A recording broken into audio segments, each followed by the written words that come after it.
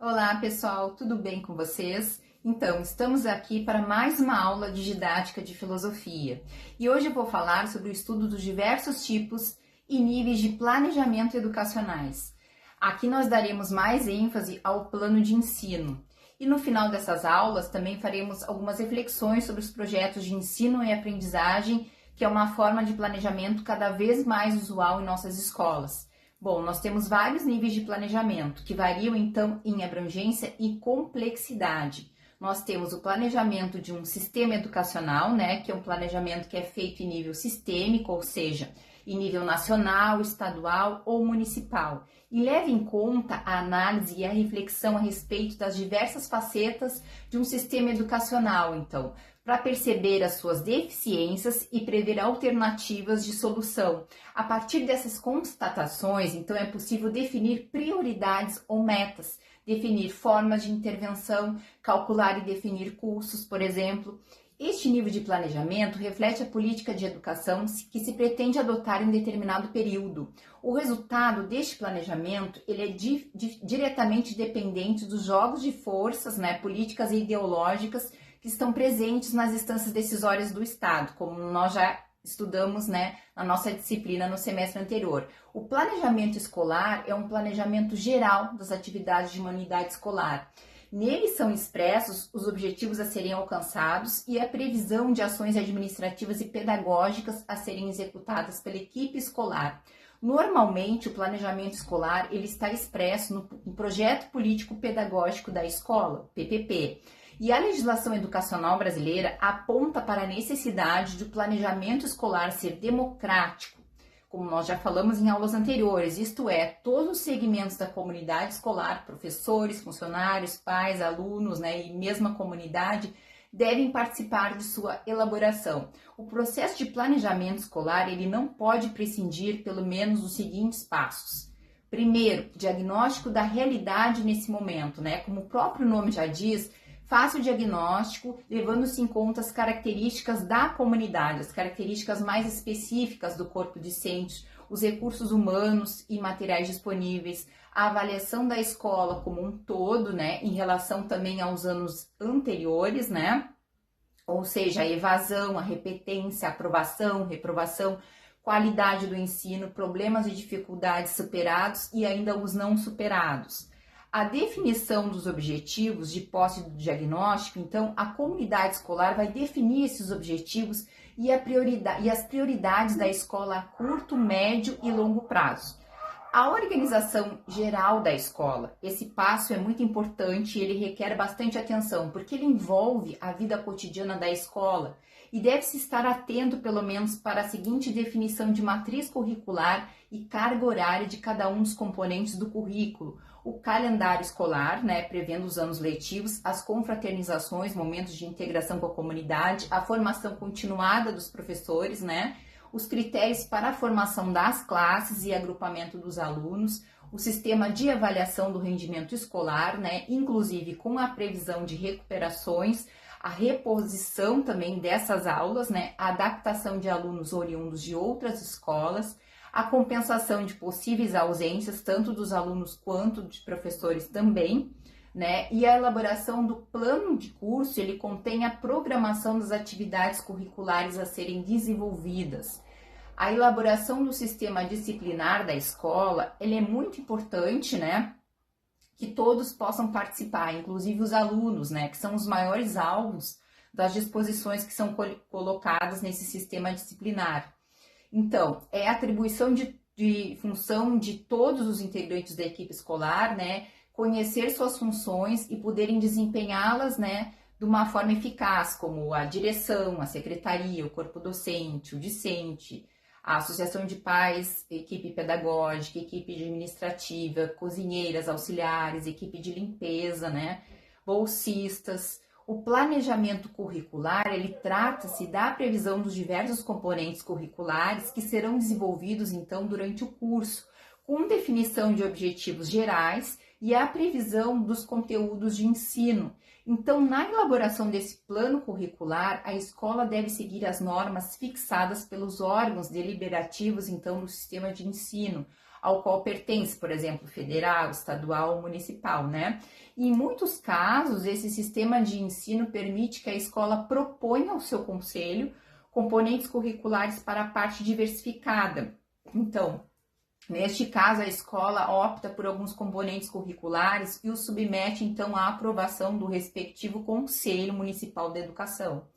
O planejamento didático ou de ensino, então, é um nível de planejamento que diz respeito mais diretamente aos próprios professores. Os planos, eles devem ser pessoais, né? Precisando retratar a personalidade de cada professor, suas tendências, suas concepções individuais, sua capacitação profissional, né? E planos elaborados por outros, né? Ou mesmo por equipes de educadores, poderão ser consultados como fontes de ideia, mas nunca deveremos copiá-los, certo? Todo o trabalho didático, ele tem que ser criativo, jamais repetitivo.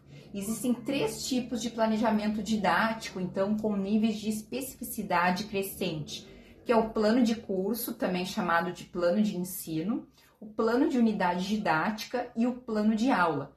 Usualmente, né, os professores costumam elaborar por escrito apenas 2, que é o plano de ensino e o plano de aula. Então, dada a importância desses 2 últimos tipos de plano para a nossa disciplina, né, nós trataremos cada um deles, né, mas em itens separados. O plano de ensino, o que ele é? Ele é um roteiro organizado das unidades didáticas a serem objeto de estudo de uma disciplina durante um ano ou semestre letivo, dependendo de como a escola organiza a seriação de suas turmas. Ele também é chamado de plano de curso.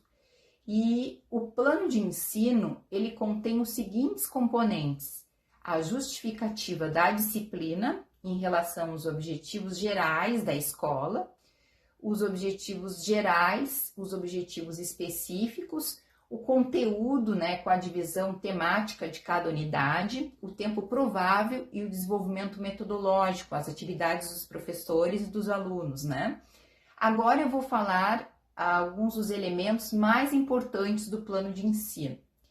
Primeiro, justificativa da disciplina. Toda a comunidade escolar deve ter participado da elaboração dos planejamentos da escola, conforme vimos anteriormente.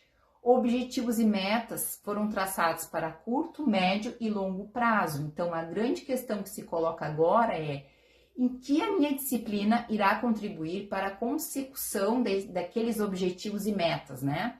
Esta, então, se desdobra em outras, que é: qual a importância da matéria que eu ensino para o desenvolvimento cognitivo dos alunos, né? Para que serve a disciplina pelo que eu sou responsável, né?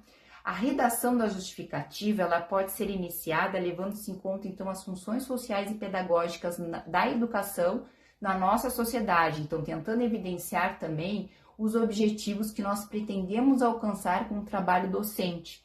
Então, em seguida, podem ser descritos brevemente os conteúdos básicos da disciplina, né? Para indicar, então, a relevância social e pedagógica daquilo que nós pretendemos ensinar, né? E, por fim, explicitam, né, formas metodológicas adequadas à consecução daquilo que nós pretendemos. Uma justificativa bem elaborada deve responder a 3 questões básicas: o porquê, para quê e como. A delimitação dos conteúdos, né, que é como é que eu vou demonstrar esses conteúdos, de que forma eles farão parte do meu trabalho pedagógico, né, como é que vão se dar as minhas disciplinas por unidades e divisões temáticas. As unidades didáticas, elas compreendem um conjunto de temas com estreita inter-relação e que compõem esse plano de ensino para um determinado ano. As unidades didáticas, elas são, por sua vez, subdivididas também em tópicos, né? E uma unidade didática, ela pode formar um todo homogêneo em conteúdos em torno de uma ideia central. Os tópicos, eles devem estar de tal forma articulados entre si que seja possível percebê-los como uma unidade. Além disso, os conteúdos, eles devem ser socialmente relevantes para que os alunos os percebam como algo vivo, que tenha relação com suas experiências concretas de vida. Bom lembrar aqui também que conteúdos não são apenas os conhecimentos, mas também as habilidades, as capacidades, as atitudes, as convicções, e sugere também alguns procedimentos para a organização do conjunto das unidades do plano, né? que é importante ter em mente sua concepção de educação de escola, seu posicionamento em relação aos objetivos sociais e pedagógicos do ensino e ainda seu conhecimento específico em relação à disciplina que leciona. O professor ele começa a elaborar dessa forma então o seu programa. Então, para tanto, ele deve consultar o programa oficial da disciplina, o livro didático escolhido e outros materiais de consulta. Dividem-se então os conteúdos da série em questão em unidades didáticas, né, semelhante a capítulos de um livro, que podem ser subdivididos em tópicos. Esse detalhamento ele deve levar em conta o nível dos alunos, as condições concretas do desenvolvimento das aulas, os objetivos gerais da disciplina, a continuidade do programa em relação à série anterior, né, ou ano anterior, e ao tempo disponível.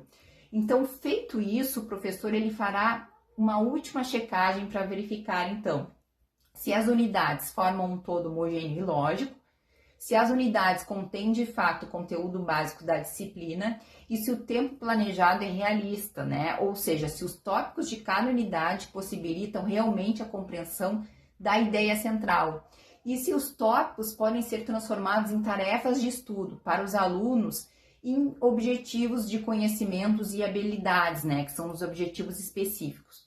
Os objetivos específicos eles resguardam uma relação, então, muito estreita com os conteúdos.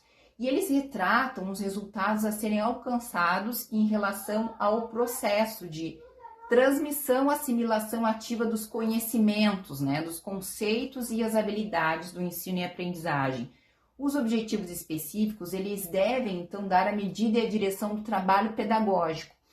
Na redação dos objetivos específicos, o professor transforma os tópicos das unidades em uma proposição que expressa o resultado esperado de todos os alunos ao final daquela unidade.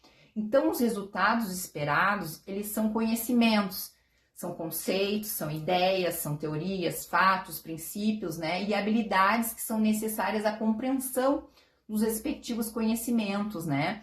E a prosseguir com a aprendizagem dos estudos futuros, né? A redação desses objetivos específicos, eles também devem prever atitudes e convicções em relação à matéria, ao relacionamento humano, às questões sociais, né?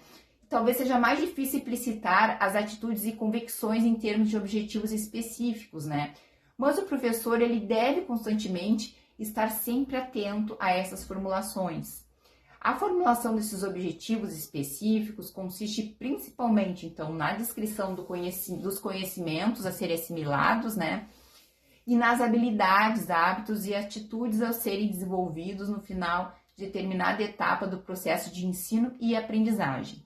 E é importante dizer também que os objetivos eles devem ser realistas, expressando resultados factíveis, né? Dentro das reais condições que a materialidade objetiva, então, impõe.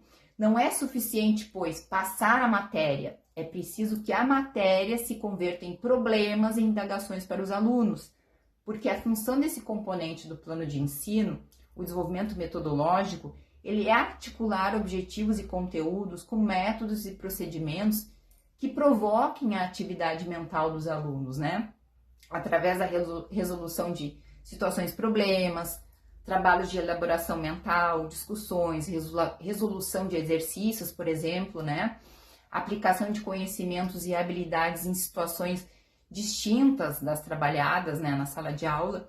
Então, assim, o desenvolvimento metodológico dos objetivos e dos conteúdos é o caminho a ser seguido pelo professor, pela professora, né, para que de fato ocorra a apreensão da matéria e o desenvolvimento de habilidades, de hábitos e convicções. Então, a elaboração desse item do plano de ensino deve responder às seguintes questões: que atividades deverão ser desenvolvidas pelos alunos para assimilarem esse conteúdo, em vista dos objetivos propostos?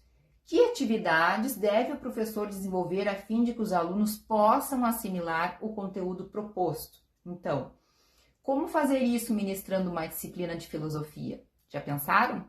A filosofia ela deve levar em conta o fato de ela ser uma disciplina especial, que trata de problemas que são fundamentais, né? Os temas da filosofia, como se sabe, muitas vezes eles podem ser percebidos no cotidiano, mas isso não é regra ou um ponto de partida, né, de uma atividade didática. Usualmente o que ocorre é o oposto. A vida cotidiana ela é levada por nós, né, com certa desatenção quanto a esses temas fundamentais, quase sempre passando despercebidos, né? E assim nós precisamos elaborar metodologias que valorizem de forma adequada o cotidiano do aluno. Esse cotidiano inclui o mundo vivido, mais amplo, né, que o mundo social, cultural, o mundo das vivências e das aprendizagens.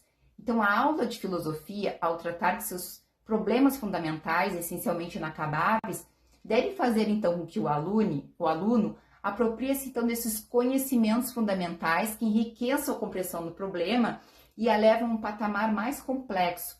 Esse é um dos objetivos de uma didática da filosofia. E nós veremos mais sobre isso nas nossas próximas aulas. Eu vou ficar por aqui, um abraço e até a nossa próxima aula. Um bom estudo!